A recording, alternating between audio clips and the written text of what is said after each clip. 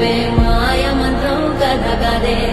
చంటోళ్లను భయపెట్టే భూచోడి కథ కదే